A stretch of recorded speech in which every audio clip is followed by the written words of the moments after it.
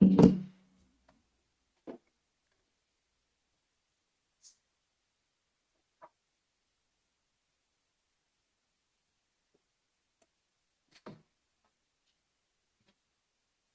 Danny. Hello.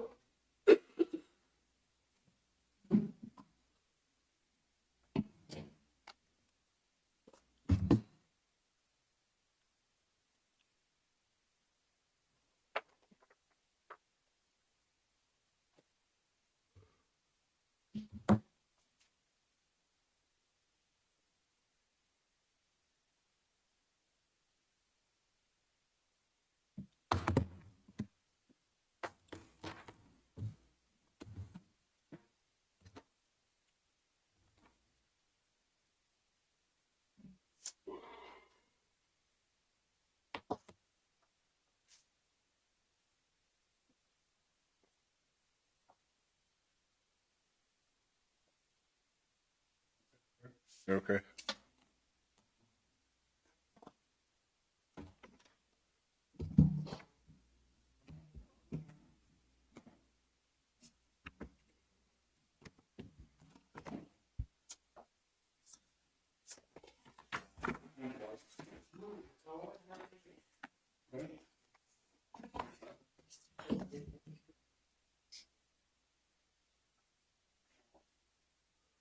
Morning, everybody. Stand and call me in the pledge of allegiance.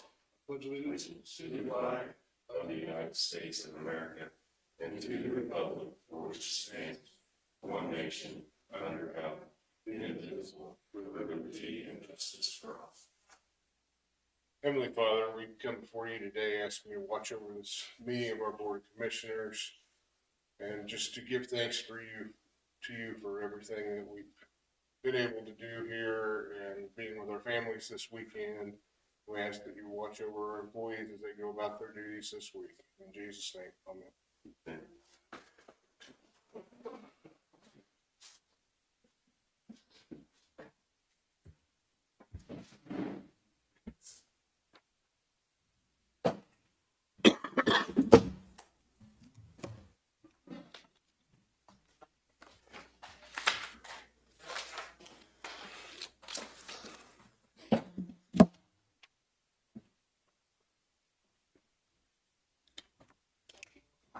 Good morning, everybody. I'll make a motion that we accept the meeting minutes from last week.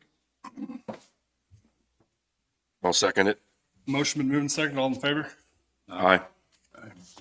Make a motion, we pay the claims in the amount of $127,574.23. I'll second. Motion been moved and seconded. Any more discussion? All in favor? Aye. Aye.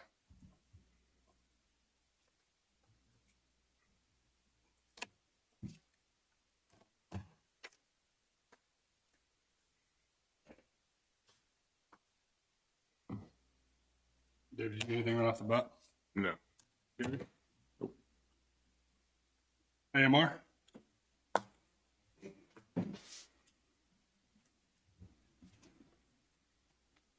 Good morning, Louis Savoy, Operations Supervisor, AMR Linn County. And you are going to get us for about another 4 or 5 weeks while they're going through the selection process, which somehow has turned out 26 candidates. Good. Popular job. I'm hiring too. I'll tell you why. They put the pay code on it for the nation. So it goes from like 48,000 to 200,000. I can tell you Kansas City is not in that 200,000 area. But like in San Francisco, an operation manager there will make 200,000. A paramedic there will make 120,000 just to survive. So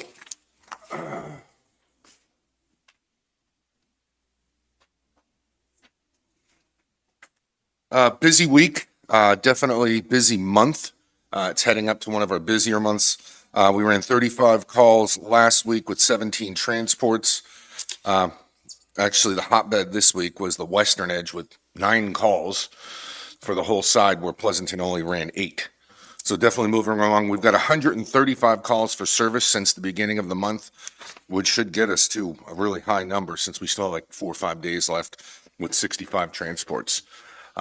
Separate note, crew morale, now that we're fully staffed and things have changed a little bit, is at an all-time high, at least for the 8 years I've been here. Really nice.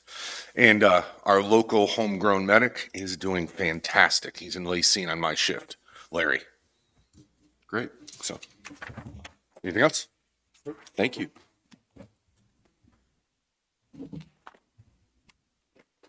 Randy?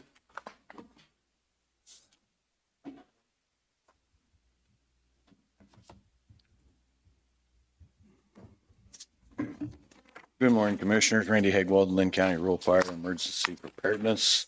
I sent out last week's call totals. We had 8 incidents last week. Brings our yearly total up to 413. I have a couple other things. Last couple weeks, been talking to you about the fire truck down in Texas that's listed on Purple Wave. It sells tomorrow, so kind of needing a decision on what we want to go up to on that bidding on that. It's currently at $42,500. There is a 10% buyer's premium on that. So whatever we decide to do on that, just remember there's another 10%. I did get on the internet and do some looking. I found a couple of trucks that are comparable to that one. There's one that's listed through a fire apparatus sales. I'll pass this around. It's a year newer. It has a lot more hours on it. I wrote the hours difference. It's actually listed for $100,000 right now. I think what's making this truck so popular, one on Purple Wave, is the fact that it does not have the DEF or the DPF on it. So a lot of smaller departments are wanting that because of the maintenance issues of the truck setting a little bit.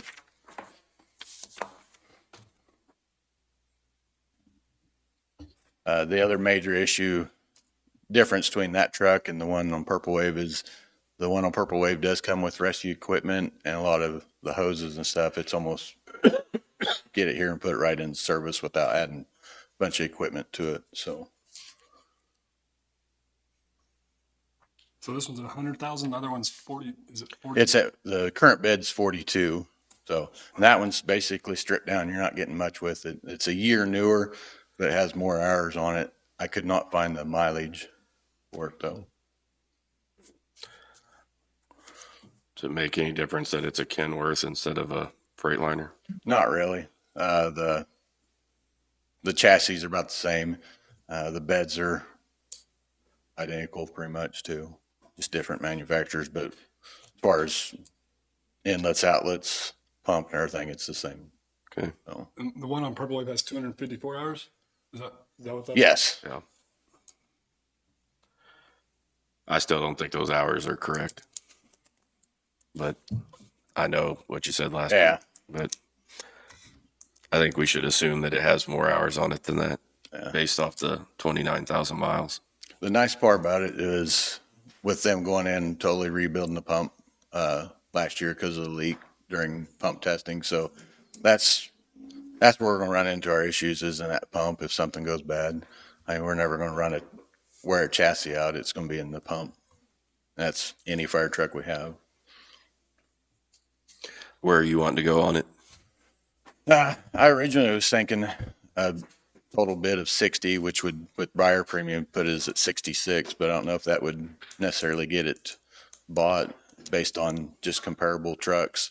The other one I found, it was at like 125, and it was 2 years newer, about the same as that truck, just another year newer than that. What is the bid in? So Tomorrow. 1 day, 1 hour, 6 minutes. Is, It's at 42 right now. so there's been 48 bids on it, or Yeah. 49? Since 20,000, there's only been 3 bidders.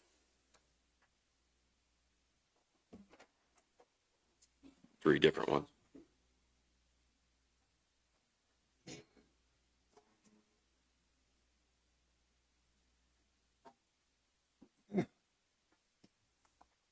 What do you think, Jim? I like it not having depth. That's going to be our biggest benefit to that truck is not having the DEF or the DPF filter. We won't have to, that's a lot of the maintenance issues that we're facing now with the trucks that we have. They're sitting there and that DEF is, Corroded up kind of. yeah.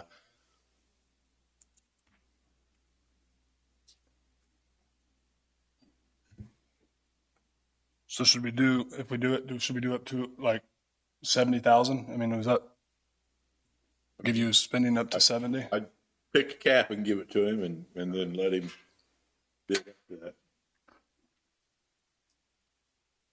And the main thing is just knowing that there is a 10%. So buyer premium. So with that 10%, we're probably looking at like 62,000 for a bid. And then the other 10% if you want to do 70. You getting it shipped here, or how you doing that? We'll have to go pick it up. It's a 11-hour drive to where it's located. It's just straight south of here on the Texas-Louisiana border.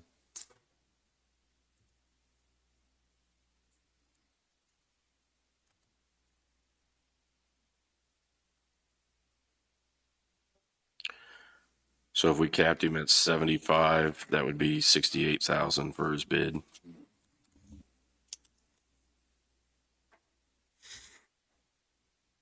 I'd feel comfortable with that. If we don't get it bought, then it's worth more. That price, I think you get much more higher than that, then you're looking at is it worth that much then? So.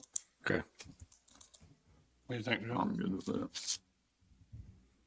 I'll make a motion that we allow Randy to proceed with purchasing a truck on Purple Wave up to 75,000. I'll second. Motion been moved and seconded. Any more discussion? All in favor? Aye. Aye. Do you have a layout of, when your truck's the next one that's going to need to be bought? Yes, we're actually in the process of looking at bids for a replacement of a tender tank truck. We have two of them, the Mound City and Lacine. Could you get that over to us like in an email or something? Just Yeah. like what your plan is? And you got the copy of the trucks last week, didn't you? Yeah. Okay. It's on my hard copy. Yeah, we actually have a 5-10 year plan I can send out to you on that. And this truck would actually, the next truck that would be needing replaced, if we got this one bought, it'd actually jump over the tenders and replace the next truck that one ahead of what we'd need, so. Next thing I have is I was approached from a student at the STARS program in Pleasanton. He's a Pleasanton High School student. While he is out on Christmas break, he's been assigned with job shadowing. He is wanting to go, once he gets out of high school, he's wanting to go in and make a career out of firefighting. And so I talked to David a little bit. I was wanting to see about getting permission to allow him to job shadow. It's from December 6th to December 20th, from 9:50 to 11:40 each day of the week. I did talk to this individual, 17. I did talk to his parents. He does have a parent that works for the county currently. They were fine with it. Like I said, I talked to David last week, and his question was the insurance. So I was just wanting to get permission pending the insurance approval for him to job shadow during those timeframes. I think in the past, when we've done something like that, we've had the parents sign a release as well, or a waiver of some kind. Well, we should, yeah, but, so I need to get with our insurance companies and make sure they're okay too. During that same discussion with David, is also talked about the junior firefighting program, getting it off the ground. I reached out to a couple other departments. Some of them were just city departments. Some of them were county departments. Kind of got mixed reviews. Some of them had started that program and cut it because kids weren't interested in it anymore. Some of them just went in and changed their age. Right now, our current age is 18. They just went and changed their age to 16 instead of starting the firefighter program at the schools and allow it to. Those were the county programs that started because of having the different schools in the district. They just changed their age to 16 to allow those kids to respond and let them work it out with the school when they couldn't respond. So looking at a couple options on that. And it also goes back to insurance, getting approval. David wanted kind of like a job description of what those kids could and couldn't do versus a full regular volunteer firefighter. So I'm working with David on that. So do we need a motion or anything on that shadowing or? I'm good with that. Okay. Done with The next thing I have, I sent out is the agreement Hold on. with, Do we need a motion on that, or do you want to? I don't think at this point you don't. It may be that there'll be some specifications from the insurance company that would want to get into a motion, but Sorry, go but mainly get a permission slip for, is that something you can draw up? yeah, we probably have one that we've used in the past on volunteers and, I'm not sure if I've got but anything. yeah, we'll draw it up. Okay. Next thing I sent out was the Evergy agreement for the F500 trailer. This is the same agreement that Gary had looked over this spring. They just never pushed it out for approval until we actually received the trailer. Now they're asking for signatures on it. So You was good at that, Gary? Yeah, it spells out where it'll be housed and who's responsible for maintenance and how we get reimbursed by them for maintenance and so forth. So it's all cut and dry. now is that something you want the commissioners sign or I could just ask for a fire rep on it? The commissioners can either sign it or they can authorize you to sign it. Either way, there'd need to be a motion to do that. You guys are good with the just motion for him to do it? That's fine. And it would just be the aid agreement between, Yeah, it's a mutual aid agreement between us and Evergy. I'll make a motion that we, that we allow Randy to sign the mutual aid agreement between us and Evergy for the F500 trailer. I'll second it. Motion been moved and seconded. All in favor? Aye. Last thing I have is working on, we use a fireworks program. That's our system for reporting our fires, what we do at the fires and everything. We're also on a second system that allows us to receive phone pages. Two different companies, so we're paying two different bills. I've been working with another company that offers everything in one. It's a little bit better system. We've been having issues with our last system getting support, getting help learning the system since I've come on board. It's kind of a cantankerous system that's not user friendly. A lot of the firefighters complain about it. As far as our phone pages, when we get a page, we have the option to hit like a mapping address. Rural Fire uses it. AMR also uses it. Kind of cantankerous system as well. This new company, they do everything in one. So everything that comes out on our phone is accessible into our program. It's integrated. This company also has some benefits that the other one cannot offer, does not offer. It has a community connect system to it. So what that does is allows citizens, businesses, anybody to download the same app that the Rural Fire does, and allows them to go in and pre-plan their business, their house, anything like that. So if we'll just use Danny for example, if you have kids, 2-story house, you have kids living upstairs, you can go in on your own time, pre-plan that house and let us know, hey, I have kids' bedrooms upstairs, or I sleep in the basement, or hey, I have a 10,000-gallon propane tank behind my house. You can do all that online. When we get paged that, all that information pops up. I did speak with AMR. This system is a little bit higher, and they're willing to help chip in because their staff uses it for the mapping side of it, the first response side of it.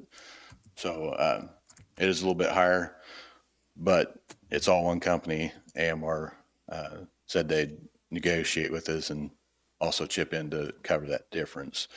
I will send out some more information this week on that to you guys to look over. I just kind of wanted to give you a heads up. The other thing, benefit to this is with that mobile app, if Jim wants to do burning, he can go in on that mobile app. If I issue a burn ban for that day, he cannot get a burn permit, but all burn permits can go through that mobile app. As soon as he puts in for a burn permit, it pops up to whoever we select. So like if I want the notification, I get the notification, the dispatch gets the notification, it's all done automatically so people aren't calling into the sheriff's office. So it would save dispatch a lot of phone calls. It's more user-friendly for the fire department and for the citizens. And that's a big part of that is getting that where we can kind of more user interface and save the public some time. So just kind of want to make you guys aware of that. And I will send out some more information comparing the two systems and two companies this week for you guys and we'll discuss it next week. Okay. That is all I have. I'll let you guys have something else. Did you want to talk about the training agreements? And, If you would like to. so we've had, well, we have a budget every year that we use for training for EMS. And we've done this in the past for years where somebody could take their EMT class, turn in their bills to us, and we would reimburse them. And they would agree to work so many months for the county, or they would have to pay back the reimbursement. I had one that came in a week or two ago, and I sent a copy to Randy because the agreement has a place for either the fire chief or the sheriff to sign off on it. When Randy got the agreement, he told me that we're not doing EMS work with the fire department anymore, so I think he wasn't really comfortable signing off on it if it wasn't going to benefit the fire department. So we need to know what you guys would like to do on this. This gentleman has already taken the course and knew that we'd had this program, so he was expecting to get reimbursed for it. But I guess two-part question, do we want to sign the agreement with him? And then also, do we want to keep up doing anything like this? Or Does the sheriff, he doesn't use that either, does he? well, I haven't talked to him about it. I think I sent him a copy too, but so part of it's a policy decision of do we want to continue with that program? And then, How much is the reimbursement? so this one was $1,909. What do we allow for it each year? I typically have a $12,000 budget in that category, but it's not all training. We at times have used it for some medical equipment, which we could still do, like say new AEDs in the offices or something like that. We will often go for years without using. Yeah, there's been times we've gone for years and not spent any of that budget, but I just keep budgeting that 12,000 total every year, so we've got it available. And you don't feel comfortable why? I mean, you don't- So like even providing oxygen, we do not provide oxygen because we do not have a medical director for the fire department. So just basic Band-Aids, CPR is all we're doing. So reimbursing somebody for EMT would not benefit us. It would benefit that individual. Then they could leave the county or go to another job and not benefit the fire department. The other thing that I had with that is, I guess I see it different if that individual had reached out to David or I and said, hey, I'm getting ready to take this, can I get reimbursed? But to take it and then say, oh yeah, I want reimbursed for it, to me is a little different too. Saying, oh, I've taken it, now I want paid back for it. So a little planning ahead, because then we could have said, hey, how's this going? I could have sat down with this individual, any individual, and said, hey, how's this going to benefit the fire department? You have an EMT. So I don't know. That's just my thoughts on it. And I know we've had some other ones in the past that have asked to help reimburse for paramedic school, which there's no way we'd use a paramedic on the fire department. So. Yeah, and I get where you're coming from on the asking first. looking at this, I'm not positive if this is just the listing of what it would be for the class or if he has already Yeah. paid that. I really didn't talk to him very much. He just came in and signed it and left the agreement and went on. So, Is he already on your roster? Is that, I mean? yeah. He's on the already- fire department. Why don't you reach out to him and talk to him? Okay.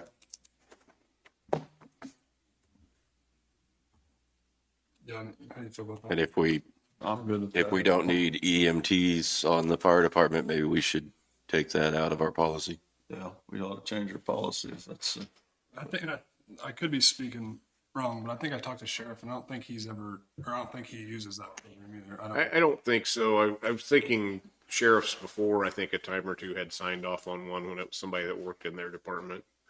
Just at that time anyway, thinking it might be a benefit to him to have the training, but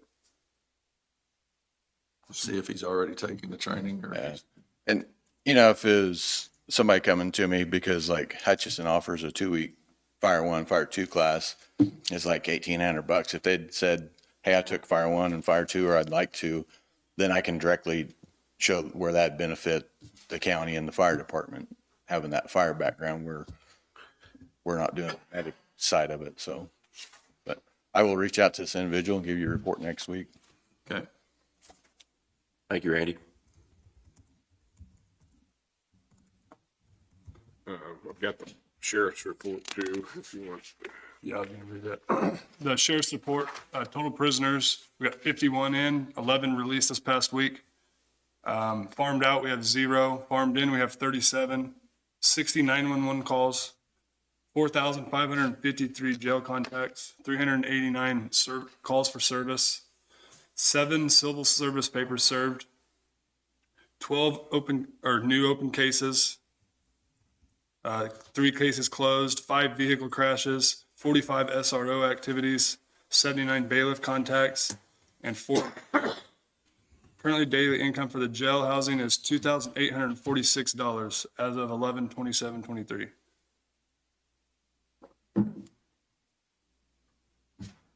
And then I think, yeah, grand total billing for 2023 is $884,921.84.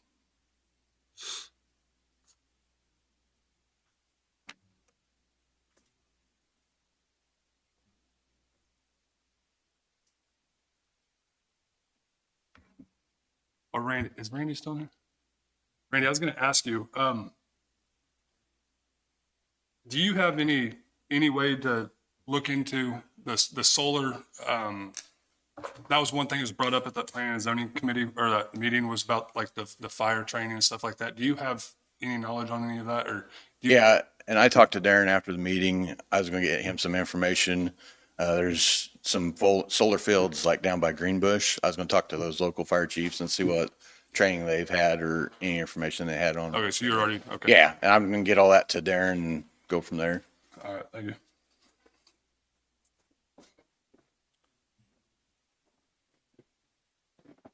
Jessica, Sean?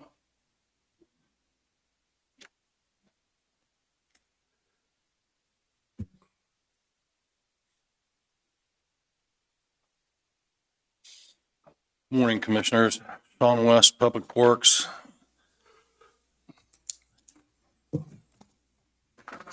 I have the salt bids from last week. After a review of those, we're recommending that you approve Central Salt at $69.79 per ton, up to 25 loads. If we got 20 loads, it'd be $34,895. Currently, we need 6 loads.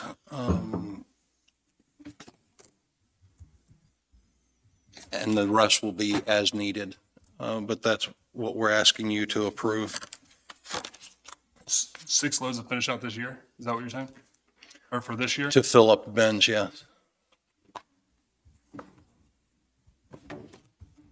And we'll need 20 loads, you say, you think? Or that's, I don't know what we'll need, but what we might go up to and be guaranteed those prices. Oh, Make a motion that we accept the bid from Central Salt for $69.79 per ton, up to 25 loads. I'll second. Okay, give me a second. Motion been moved and second, all in favor? Aye.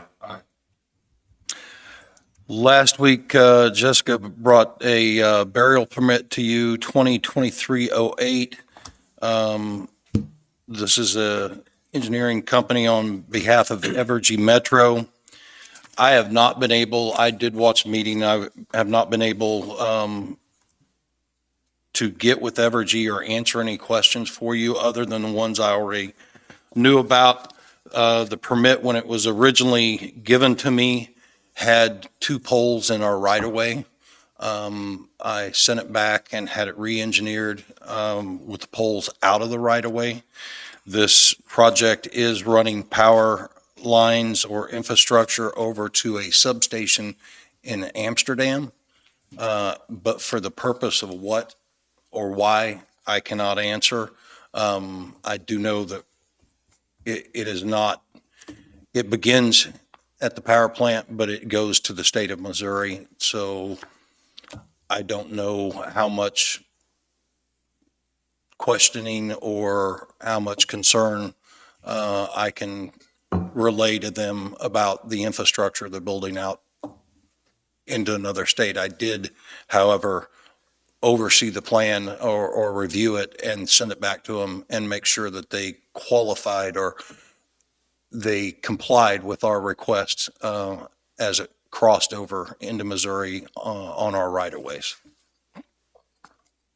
So we don't know if it's a new station for, I was told it was running to a substation in Amsterdam. Whether that station's new, whether it's existing, I cannot answer those questions. She said they had 2 poles in the right of way, but this is a direct burial permit though, right? It's a right-of-way crossing with the pole system, but the poles were in our right-of-way in the first, Burial, and it's okay. yeah, and the first design had them in our right-of-way, and I sent it back saying that that was unacceptable, and they re-engineered it and took the poles out of our right-of-way. So the plan that we have does comply with our practices.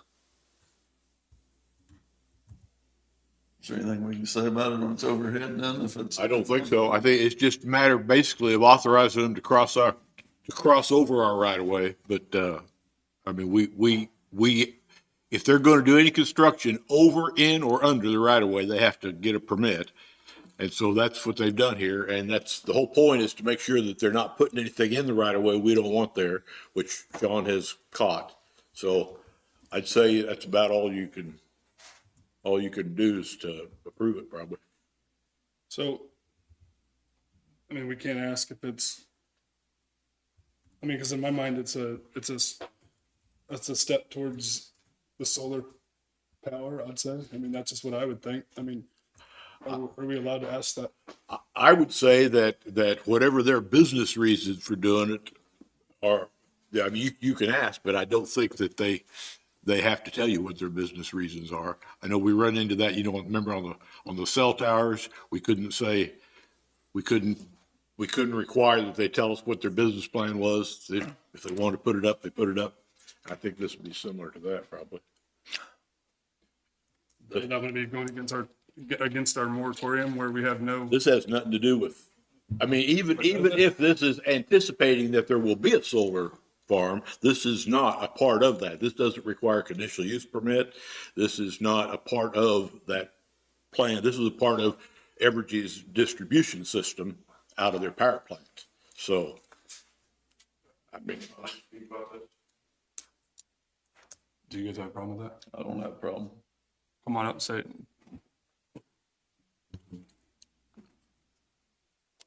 Hello, Commissioners. I'm Mark Briggs. So I do own land across the road from where this is going, I believe. The one concern I have is they put in a lot of conduit back in the spring, probably, down Yancey, 1800 Road, Vale Road, throughout the county that hasn't been finished.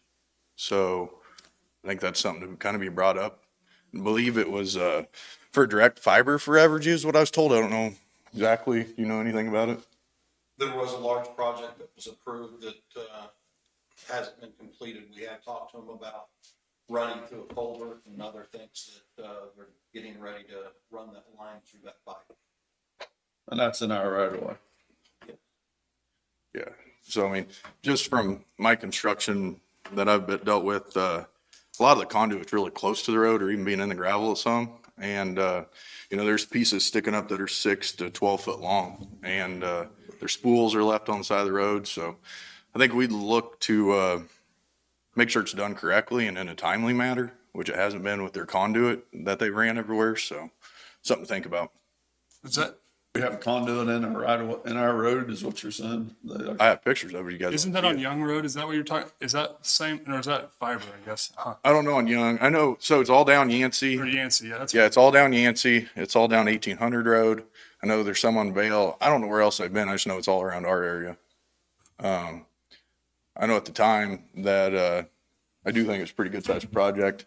They did run into my father's water line, but they did repair it. So I just know I mean, shoot, down Yancey, you're probably talking a 4 mile stretch. They've probably got at least 15 to 18 pieces sticking out. So. Yeah, I've seen those. You know, for having it there for months on end now. I know people can't really, you know, mow out inside in front of their own property. I know there's been a few that were complaining about trying to move cattle down the road with those sticking out with their horses. So just something to think about. Make sure it's done correctly at least. And like I said, I do own property across the road, I think, where they're talking about wanting to do this. So I would like to see it done correctly. I got some pictures if anybody wants to see. Thank you, Mark.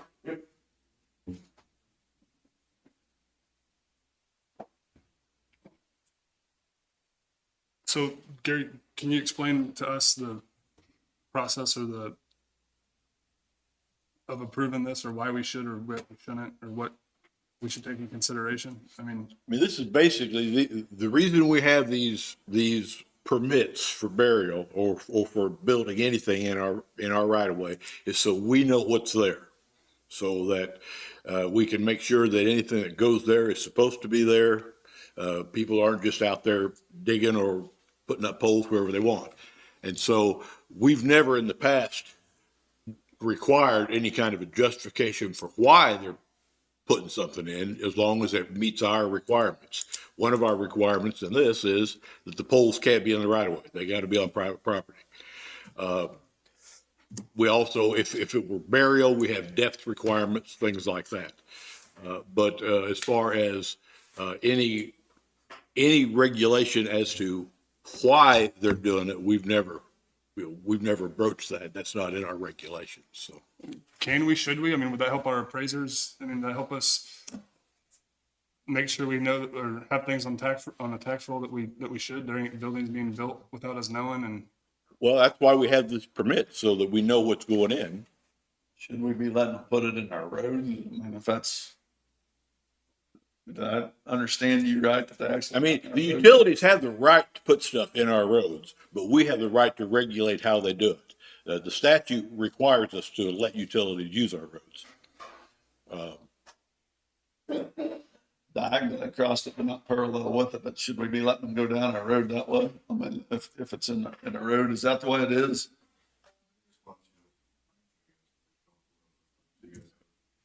You talking about this project, or you talking about a previous? Previous project, what he's talking about, not Okay, this. yeah. I know this one's going across the road. Yeah, this is going across the road. Yeah, on the previous one, I'm assuming that those conduits are in the right of way, not in the road itself, aren't they? The ones that I've seen, the majority are in the right of way, but there are some in certain areas that do come up on the edges of the roadway where their connections are being made. Whether that connection is being made and it's pushed into the right of way and how it's buried at that point, I can't answer to until I talk to the contractors. We have been in contact with them. They are the same contracting group that bored through one of our culvert pipes that we've been in contact with, and they're working with us to resolve any issues that we have. We can regulate things like where they put them and how they put them. Sure. And we should. I mean, we should keep, we want to know where those things are. So if we go to, changing the road, if we go to, blading it, shaping it different, you know. That's what I'm saying. Yeah. If we put it out on our road, we shouldn't be doing that. Right. We have the right to know where those things are and to make restrictions on. As to whether or not we allow them in the first place, that's a different matter. And these larger projects, I believe that it would be helpful for us, for GIS, for the road foremans, that if we required in our burial permit project or process, an as-built after it's completed. These are all pre-engineered, but obviously engineering can't assess rock and other things. And so once they're put in, as-builts sent back to us to be put in the file. I think the regulations require that, don't they? I have never received one unless it was requested. We did an extensive revision of these regulations back when the pipeline came through, that you changed it, you added to everything. We did an extensive revision, and that's where we got these applications, and that's where we came up with the regulations. And I believe that it does mention as-built in there. I'll review it and work with you to make sure that if we're getting them, if not, that we start asking for them, because on these larger projects, it's imperative we know what adjustments to the original plans were made. Right.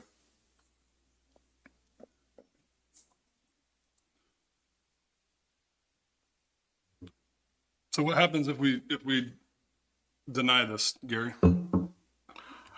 Well, I mean, Can we require them to come in and talk to us, or, I mean? I suppose you can ask them to, you know, I just feel like there's a lot of stuff going on underneath our nose still. I was coming home yesterday, first time, or all week I was here, and I'm driving and I see 5 looking utility trucks out in the middle of a pasture. I mean, is that part of the solar thing? And I mean, part of my reason with the solar thing of.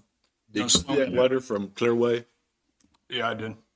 I just feel like that there's been a lot of stuff put under our nose that we don't even know about. And that's embarrassing to me as a commissioner whenever a landowner calls me and I'm like, well, I don't know. You probably know more about it than I do. It's just. You know, Clearway sent the letter, but are they the only solar company in our area? That's what I'm hearing. Maybe they're not the only one. Yeah, but And there it is- might not have been Clearway. I don't even know where it's all at, to tell you the truth, but is Clearway the only company? It's my understanding that there's at least one other company that's looking at a project. How can we control what's going on to know what's going on, I guess, Well, until until they do something that requires a conditional use permit, I don't think we really can. I mean, for boring or for, if it's not something that's a part of the application process, where they would have to have a permit. other utility or other oil wells or anything, you have to have a permit to drill. Not from us. From somebody is what I'm saying. Well, I'm not from us, but from somebody. that's true. I mean, So, I mean, you know, other resources that need the oil well, a gas well, that it requires a permit to drill.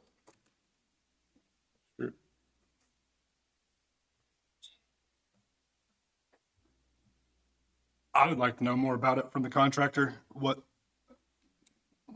the substation is going to be used for, what their intentions are, since it's over in Missouri. I don't know, is that legal, Gary? I mean, can we ask that? I mean, you can ask anything. Do they have to answer? Probably not, to be quite Do we have to frank. approve it? I think if you refuse to approve it, you need to have a good justifiable reason for refusing it. To add to that, I've made sure everything that was on our side of the line complied with our regulations. And everything else is being billed out to Missouri. But I did go through and make sure they complied with our building regulations or our right-of-way regulations, on our side. I don't have any irregularities that are unresolved. If we have conduit sticking out in the road now, I mean, and we don't have, Yeah, that might be a different thing, but we need to resolve that. before absolutely. I agree with that. Fiber in there. I mean, if we do have it in the road. We have the contractor that is in charge of that project, and we were already setting up one meeting with them. We can set up another meeting, then we've got a pipeline meeting tomorrow as well about right-of-ways, and it's pretty common that we have to go back and deal with these companies on issues. So when it's brought to our attention or we find discrepancies, we go back and meet with them and try to resolve them.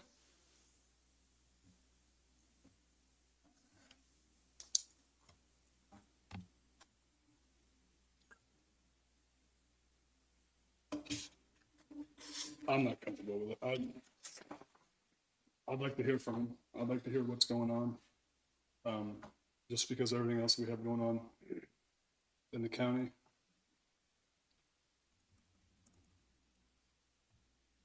So I'll make a motion that we deny the permit until they come in and talk to us or we get more detail on it. Sure, I would like to look at that other deal too and make sure that we don't have a bunch of stuff out in our road. To make sure that's right for us.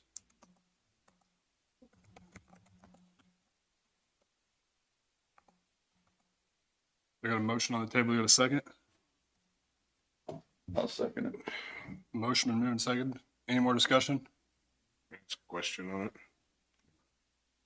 What you're talking about would really be policy changes for us of wanting more information for a burial permit or a crossing.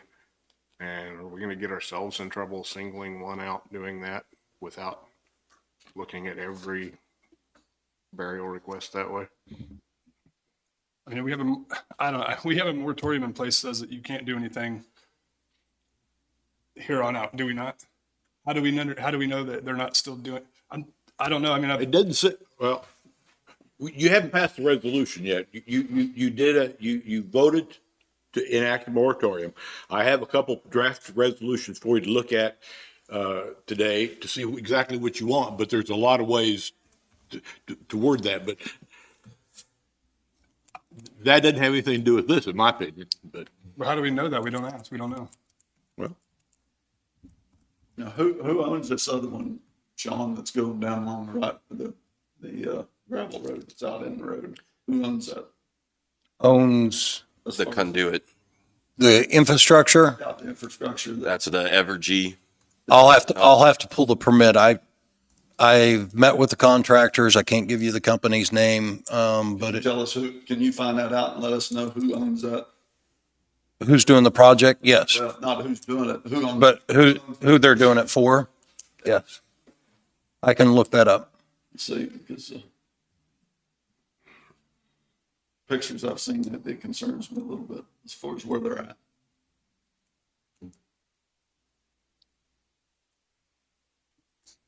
Because I think it's out in the road.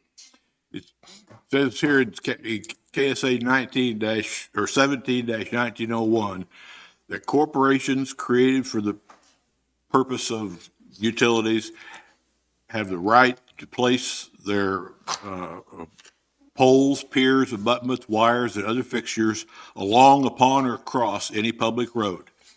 And so they really have the right to use the road. I mean, we have asked them not to put poles in the right of way, and they have complied with that. But We don't have the right to ask them the rhyme to their reason of doing so. I don't see anything that gives us that right. I mean, like I say, you can ask whatever you want to ask, but I don't think they have to respond to you. I don't think they will, probably. Well, can we hold off on this deal until we see who owns the other infrastructure of what we're talking about going down that road? If you feel that the other application is not being complied with, and it may be, if it's the same contractor, that would be a good reason. And I'm just saying, can we look and see where we're at and who owns the right of way or who's actually putting we own the right of way, but who's actually putting the infrastructure in? I think if there's a concern that this contractor may be the same one that did the other and we're not happy with the performance, that's a good justification. That's what I said. Let's Yeah. look and see where we're at, because the pictures I see, and it's actually in our road. I want to know who's I think that's a valid justification for not to hold approving. off on this one until we see who's the owner of the other. That would be my infrastructure. opinion, Okay, so what do we got to do? We got motion on the table that's, yeah. Motion on the table I think the motion was to deny it. Yeah. Do you want to modify that motion to deny it at this time, or? that's what I'd like to do. To deny it this time, till we see who owns the infrastructure in the previous, right of way, in our right of way. Get a second on that? Can we push him to the motion and me to the second, or how do you want to do that? Well, You would need to amend your motion. if, who made the second? I seconded it. If you withdraw your second, and then you withdraw your motion and then make your new motion, that'd be the easiest. Okay, I withdraw my second, and then you withdraw your motion. I'll redraw, yeah. And make your new motion. And my new motion is to hold off on this right-of-way crossing until we see who owns the infrastructure in the previous one going down our road in our right-of-way. I'll second. Motion been moved and seconded. All in favor? Aye. Aye. I do agree with David. After all this is settled down, I think that we should look over policies and make sure that we're asking enough details and whatnot in our permitting process. Now, is Evergy, they're moving the poles, or they already moved the poles out on the western end of the county? Not as the last time I checked on those. I met with the owner.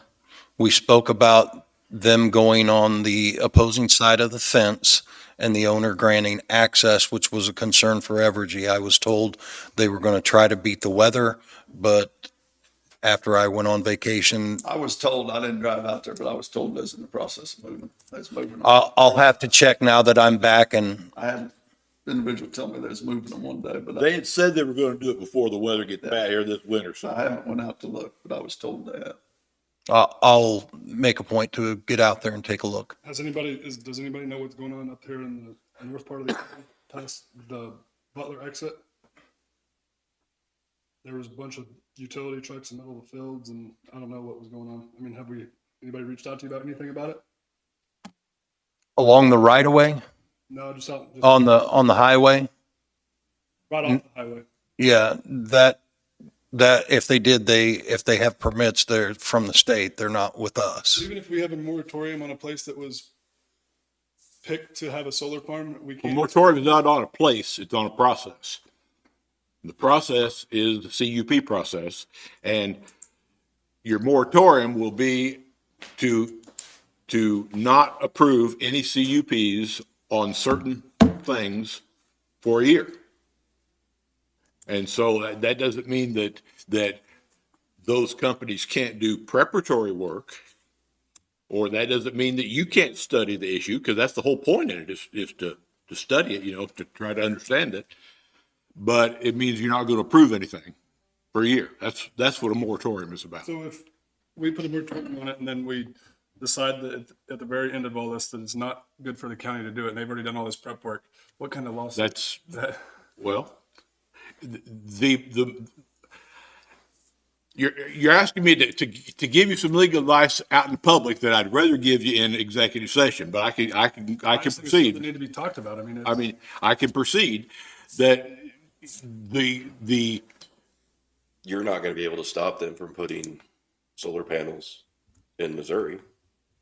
no, I know that. the resolutions that I have drafted include language that says that they are on notice that the regulations that they are ultimately held to may not be the ones that are in place today. That's about the best we can do to prevent that situation you were describing, in which they've made an investment in reliance upon our regulations. We're given a notice that those may not be the regulations that we have. I was trying to type some motion in and redo some things. Did you vote on that one?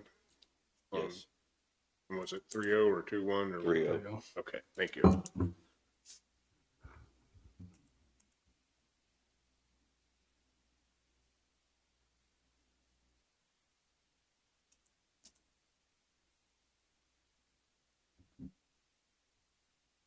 You know, like our regulations, we probably ought to look at them because like there's places that we've allowed phone lines, you know, throughout the years in our roads that we could probably look at what we allow to happen in our right of way because it creates us problems down the road when we replace a tube or a culvert, you know, and we've allowed the phone company was the one that we let years ago, I mean, 40 years ago or 50. And we cut their line a lot of times. That's where we allowed it to go.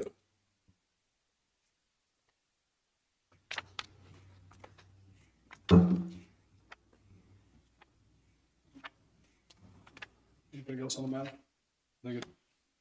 Juan, you got anything else on that? Just a clarification as to whether or not I need to invite someone here to speak to you on this next week.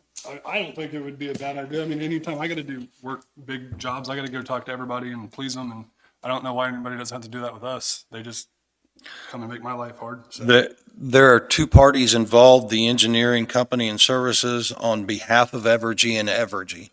So, I mean, Evergy is ultimately the end user and the owner, but the engineering company is the one that developed this permit drawing and diagram. If you want to reach out to them, I would like that. He's asking which one. Oh, whichever one. I don't know how fast you can get. You're probably going to get a quicker response from the engineering company than you are from Evergy. Probably.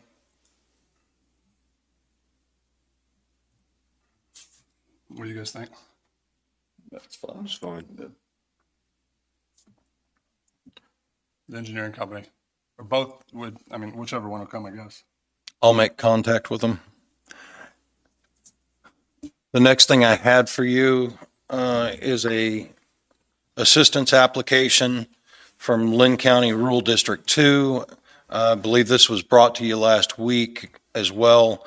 Rural District 2 annual Christmas dinner for board members, staff, and contractors. Request bus transport members to the restaurant. They would be departing December 1 at 6 p.m. from Mound City, going to Timber Creek and Lewisburg till 10 p.m. The reasons for the request is the need for a few persons. Hiring a bus would be too expensive, and quite honestly, they don't know where to contact one to contract a bus. If they did, this is something that has been done, I believe, in past years prior to the application process, and Rule 2 has just provided the fuel when they got back and topped off the vehicle that was used for transport. Because of the hours, if you do approve the motion or make a motion to approve the assistance application, I would ask that you approve it based on me finding a driver available for this process. I can't guarantee that there's a driver available for these hours. Which bus would they be using? Would it be the one that we share with the sheriff's department, or the sheriff's department uses, or what? No, it would be our transportation bus. Might be taking it out of route? I guess it'd be a different time, wouldn't it? Be in the evening. Okay. And I believe they did say that the bulk of the people on their board are senior citizens, I believe, which causes it to comply with the regulations that we follow with the state. Okay.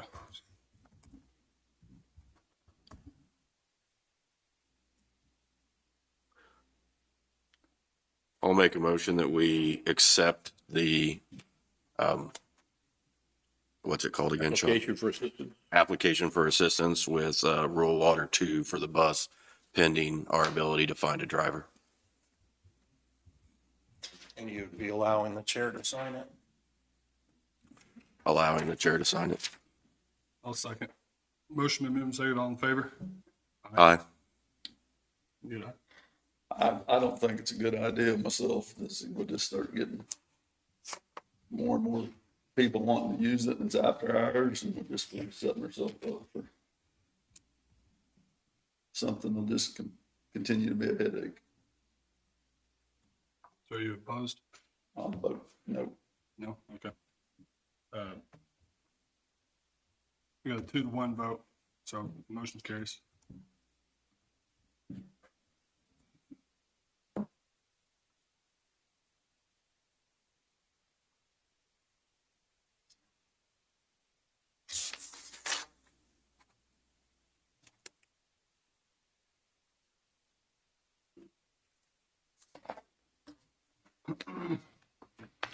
Commissioners, other than a 10-minute executive session for non-elected personnel, that is all I have for you today.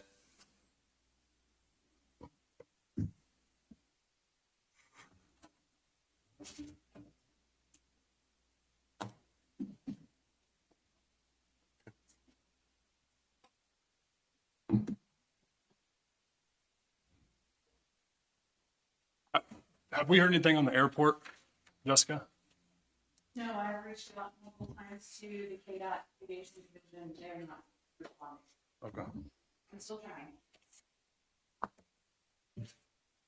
I reached out to Sean, or I mean to Chris today too, about talking about, how we can communicate our public notifications and our hearings.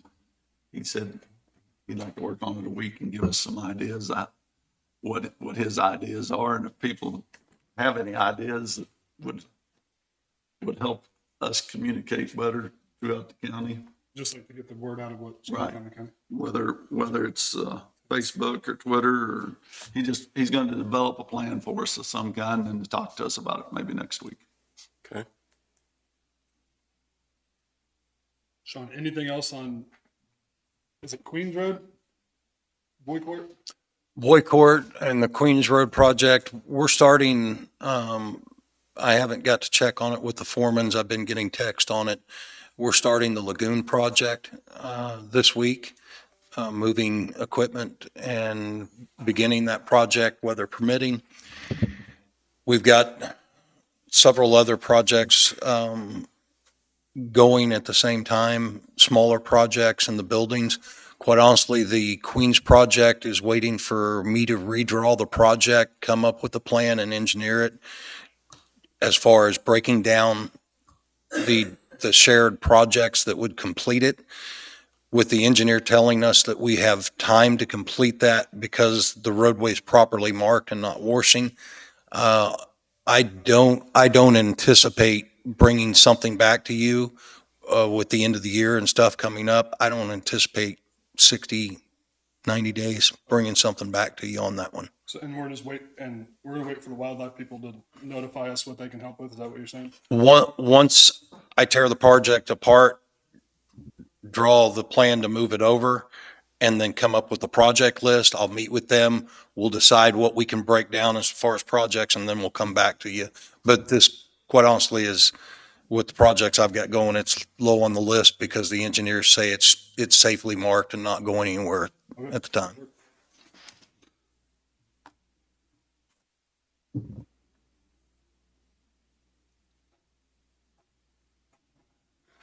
You guys got anything else for Sean? I don't. I don't know.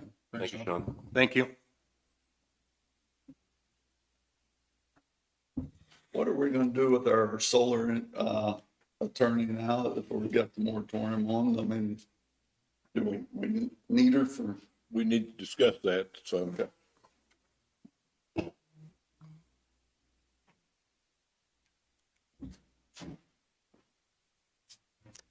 You should have Joey here in about 10 minutes to talk about the bond issue, and we have a resolution on it.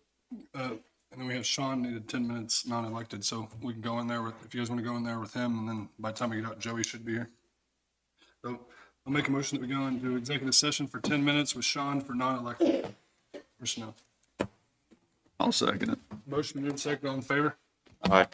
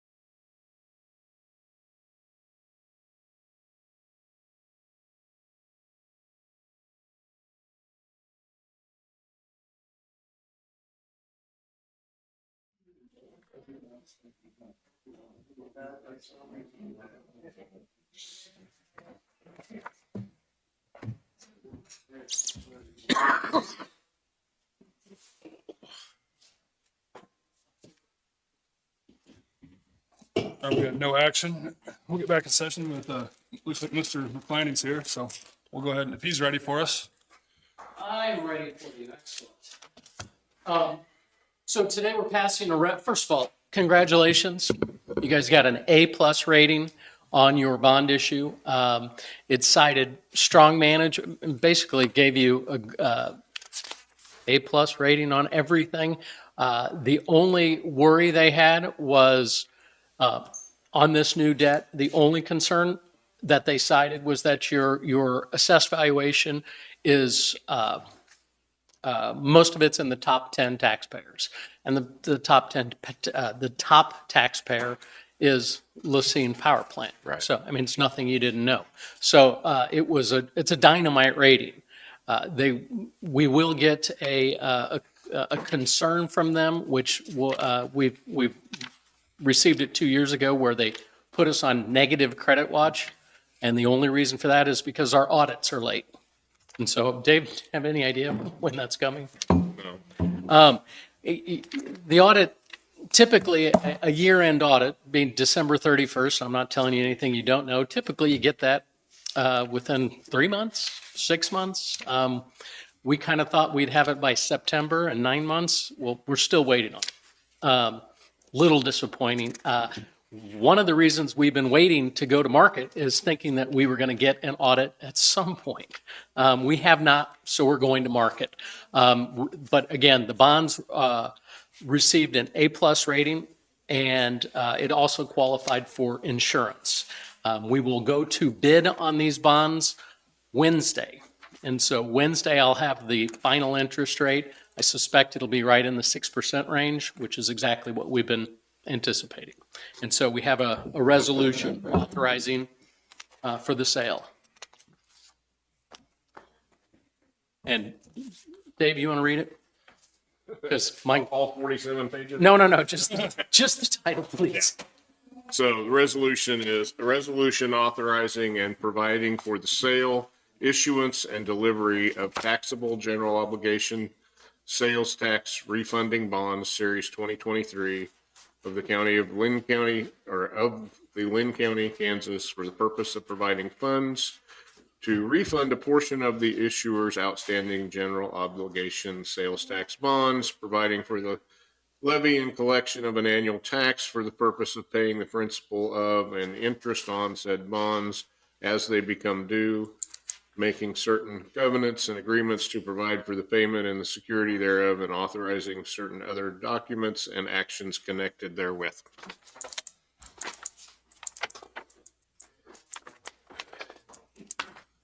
This is the final step, and this is what we've been planning on since July. So is there a resolution number on that? There it is, and I have it here. So you say it goes to market on Wednesday. On Wednesday, 10:30, I will receive bids. If they are in line, if the market doesn't do something strange, we'll award. I'll have the interest rates that day, and Dave will sign off on it. So, it is resolution 2023-48.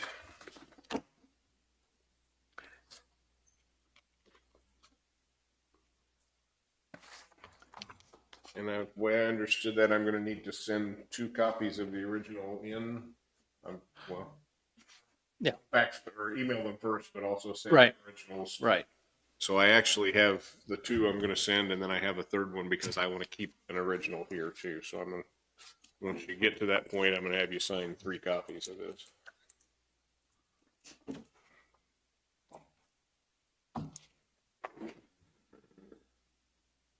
I'll make the motion that we approve resolution 2023-48 for refinancing our bonds. I'll second. Motion been moved and seconded. Any more discussion? All in favor? Aye. Aye. Congratulations. Thank you, Joey. Assume the market has improved Believe it or not, interest rates have gone down in the last 3 months, so it's the right time. Our call redemption provision, our early redemption matches the outstanding bond issues. So if in 5 years, the bonds, interest rates are lower, we can go back to market and restructure. So everything's going as well as can be expected in this economy. Thank you. Thank you. There's a copy I'm gonna keep.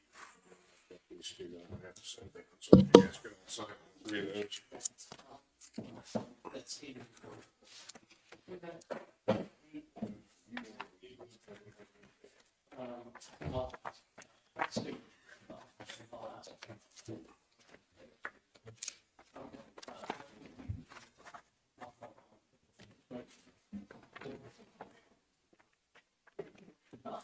I know where you'll be.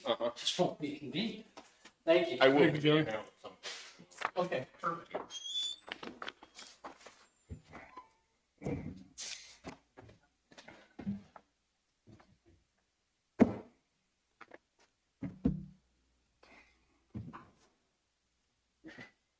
So he was the only thing we had on the agenda. Do you got anything else? I don't. I need some legal time, probably 15 minutes. We gotta go ahead and get public comment out of the way. You're good with that? We're gonna go ahead and open it up for public comment. If you have something, come up and state your name and share with us. Allison Hamilton. I just had a public comment on the resolution, but it sounds like you have to go into executive session on that. Is that correct? Because usually resolutions are done at the beginning, so can I come back with a public comment if after the resolution is passed, or? I couldn't understand the last thing you said there. I'm sorry. Usually the resolutions are passed in the morning when you guys come in. You guys usually vote on those. So I was just seeing if on the resolution, on the moratorium, that was just my public comment. I mean, Anytime I'm under the impression that you change something on a current article, so a resolution has to be passed legally. change, if we were making a change in the regulations, that would be done by resolution. Is that what you're asking? Say that again. I'm having trouble understanding your question, I guess. Are you going into executive session to review 2 resolutions on the moratorium? Going into executive session to offer legal advice concerning resolutions. Okay, so I just wanted to make sure that was happening. The resolution would be presented because I think that's the legal proceeding, that's the procedure, correct? For a resolution to be passed, it has to be passed and voted on in the public session. Correct. I just want to make sure we're doing that today regarding the solar moratorium. That'll be up to the commissioners, but And you're going into executive session to discuss that today. we're going to executive session to offer legal advice concerning these resolutions and other things. Yeah. Okay. That's as much as I can say. I mean, Can you confirm that a I've already said, I've resolution? got 2 resolutions here for them to look at.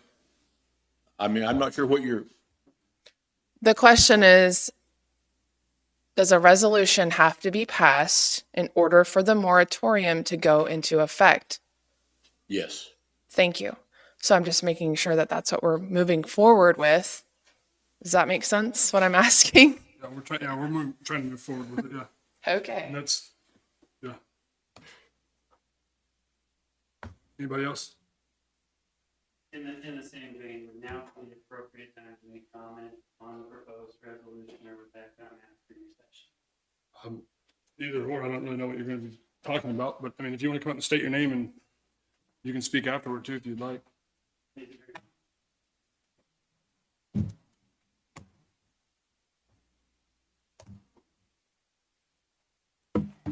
I appreciate the time. My name's Lee Greenwald. I'm with Baird Holm Law Firm in Omaha and Lincoln. We've been in front of you before representing EDF Renewables, who obviously has signed enough land to consider a solar project in the county. And I know you all are working through the regulations and everything like that. And I know you're considering a resolution on the moratorium. moratoria are certainly effective tools to grant some additional time to dive into the regulations, to ramp up community engagement, and to make sure that the end result has had total consideration from all of the elected officials and the public. From our perspective, we want it to be done right, of course, and we want to make sure that we're complying and that the county's comfortable if and when it receives our application. The one thing that I would suggest is that you put some sort of I know that the proposed moratorium is 1 year, but also put some additional time limits or schedules on that moratorium. For example, 1 year or until the regulations are adopted, right? Or set some schedules for the planning commissions to make recommendations, things like that, just to keep the process moving, allow for maximum participation and transparency. And we'd ask that you consider those recommendations. With that, I would submit and thank you for your time. Thank you. Thank you. You have a card. I do. I will go grab one and bring it up. What did you say your name was, Lee? Lee Greenwald. Joey, did you have something else you I can do back have in? something else. Are you the board chair? Yeah. Are you going to be around Wednesday?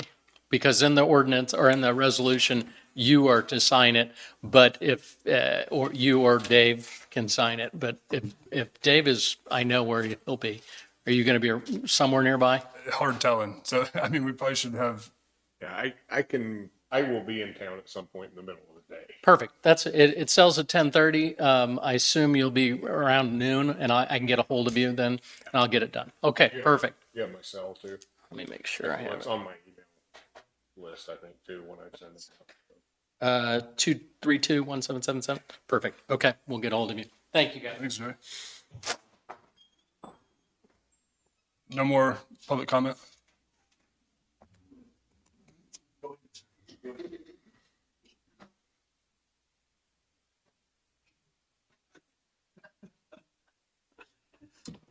Good morning, gentlemen. My name is Fred Kaut. I live in Centerville Township, District Number 3. And I'm standing here, and people who watch this meeting on their TV or their computer, which I do, they won't know who I am by recognition because we only have one camera in the room. And I'd like to make a suggestion that we have one installed just above the larger sign here between the flags so that all the citizens of this county could have a recognition of the 60 to 90 people that were here for that big meeting. I looked at that and I would hope that I could recognize maybe half of them. But the camera only showed about 2 rows back and nothing else in the room. And so I'd answer any question. We've talked about that a few times, I think. We haven't got that far with it yet, but yeah, we've actually talked about that, so. Well, I, for one, because of my age and maybe where I live, I can't make every meeting here like I have in the past. And so I would like to just suggest that you consider having one installed up here. Thank you very much. Thank you, Fred. Fred?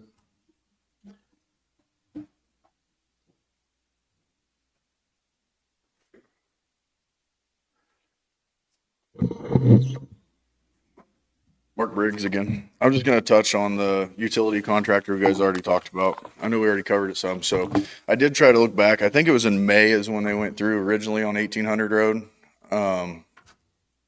Just being in the construction world, I'm thinking whether this is for solar of what they're wanting to do or not, I just think county-wise, we don't want them to be starting more projects when I don't feel like they've handled the project they have currently very well. You know, I think the location of the conduits aren't great, and I just think the time frame of it's not very good. So I know they do have to do some borings and driveways and stuff. That's probably some of the slow up, but maybe they shouldn't have got so far ahead of themselves on, they did like a vibrated plow with two dozers pulling it in. So I'm sure the drilling or boring under the drives and stuff like that does slow them down. I just think maybe they got way too far ahead of themselves. And I did send each one of you guys some pictures, and I can get some more on the way home because that was just a small portion of what there is. I mean, and possibly you can even talk to whoever runs the motor grader for you guys in that area, because I know they've actually hit several of them. So, I mean, I just think it's something that needs looked into before you allow them to do more work in that area. And I'm a landowner in both areas, so I'm affected by it. Any questions? Thank you, Mark. Thank you.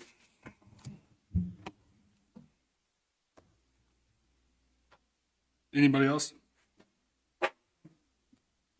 I may be able to just shed some light on that question real quickly. Yeah, come on up. I know this isn't exactly what I was here to speak about, but I can say, representing the developer, that a solar developer isn't going to be doing those borings and things in advance of the conditional use permit process. And so I obviously can't speak to who's doing that, but it would be separate from the solar moratorium and the solar development that you all are considering. Thank you.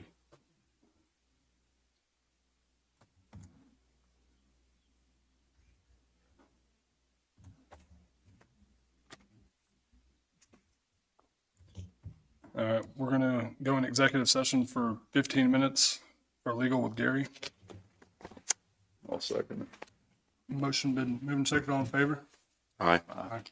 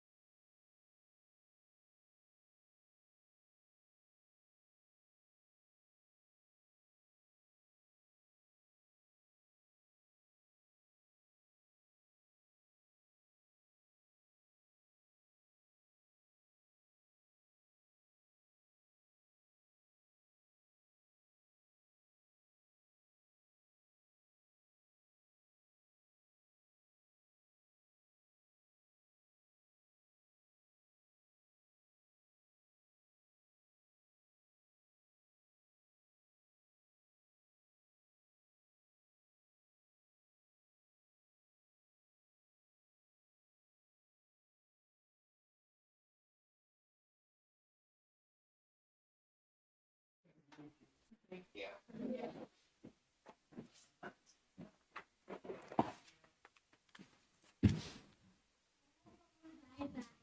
you have a number for that? I've got it, hang on. 2023-49. You want me to read it? Yeah, if you, we had a little action in there, so Well, no action yet. well, we're gonna have some action. Yeah. We're gonna present what we're gonna make action on too. We have reviewed a draft resolution. I'm going to read the draft resolution that the commissioners have settled on, and then the commissioners can decide if they want to approve it, if they want to discuss it, or what they want to do with it. This will be Resolution 2023-49, a resolution providing for a temporary moratorium on approval of solar energy conversion systems in the unincorporated areas of Linn County, Kansas. Whereas under KSA 71-741 et sec and KSA 19-101 et sec, Linn County has the inherent power and the statutory authority to regulate land use and rural development through zoning regulations.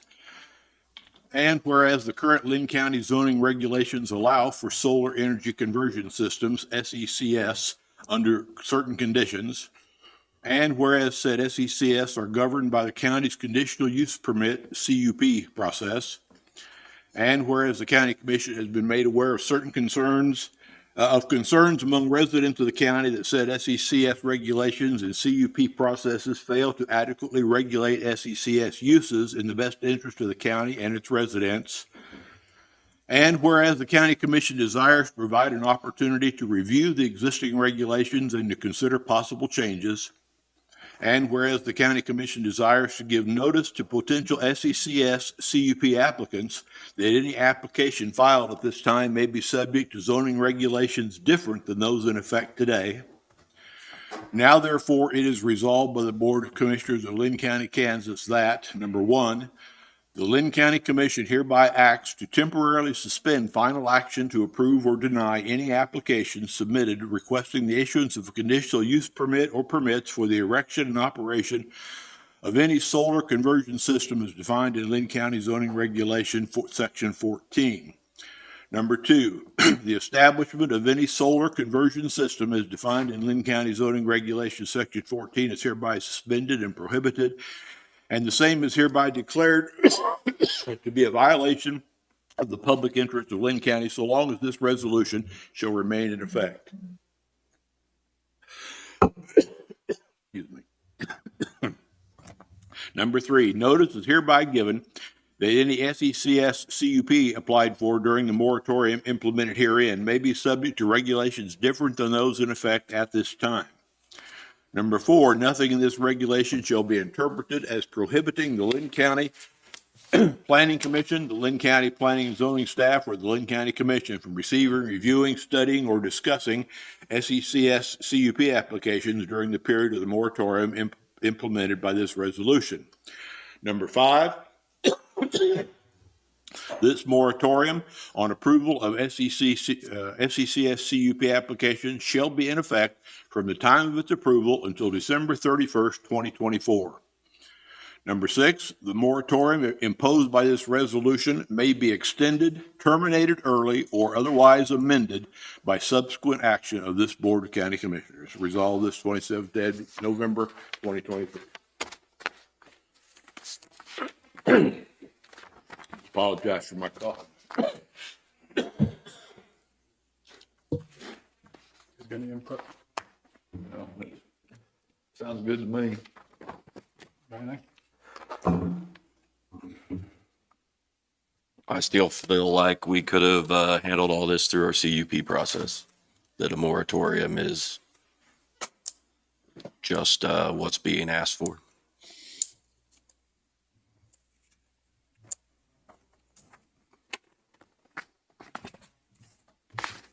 Feel we can work through the process here. Gives ourselves plenty of time to do it, so. Give us a little time to breathe and take everything into consideration, and that's what the community wanted. We speak for them, and that's where I'm at on it. So I'll make a motion that we pass resolution number 2023-49. I'll second it. Motion been moved and seconded. All in favor? Aye. Opposed? Aye. Motion carries 2-1.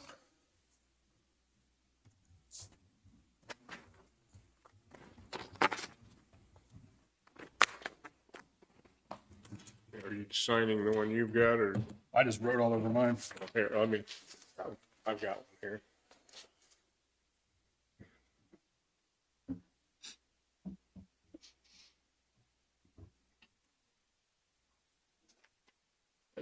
Darren, as far as the planning and zoning board, where are we at on people term limiting out? Do we have anybody coming up or?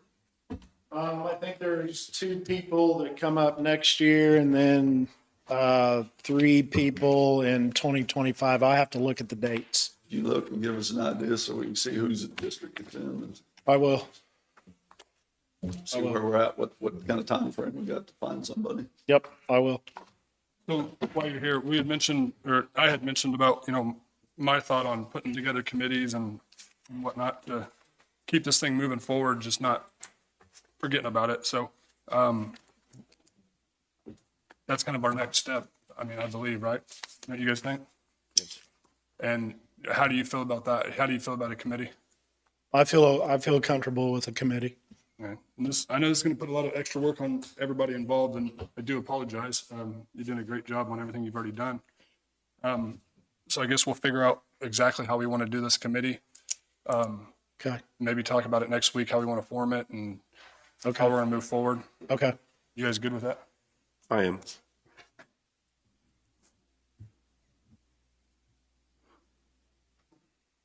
You got anything? I don't have anything. Thank you. What about our attorney what are we gonna do with our solar attorney? This may be the time when you want some advice from somebody who knows about this stuff. I don't know. I mean, I would suggest keeping her on retainer, but let's don't use her unless we have to. I mean, she just charges us for the time she actually works. So during this time, we'll be working on the Article 14, we'll be working on the CUP process and everything in between. So, and we could utilize her for. When you feel like there's something that she needs to have input on, then reach out to her, but let's not make it a daily occurrence or even weekly. That's up to you guys, but that's how I would recommend doing it, because she does have expertise on this stuff beyond Right. what I've got for sure. Yeah, I'm good with that. Are you good with that? Well, it's pretty expensive. And thus, we need to limit the use, I think, but I think she still needs to be available to us, in my opinion. I would like her to be available to us. Yeah, that's what I.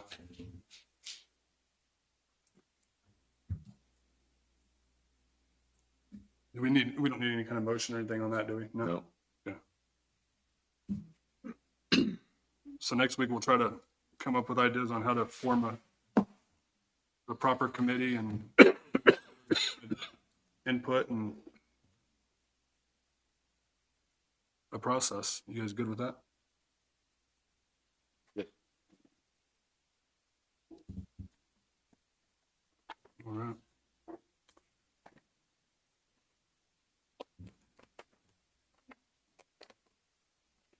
So it looks like on December 12th, we have the employee Christmas dinner and the holiday lunch.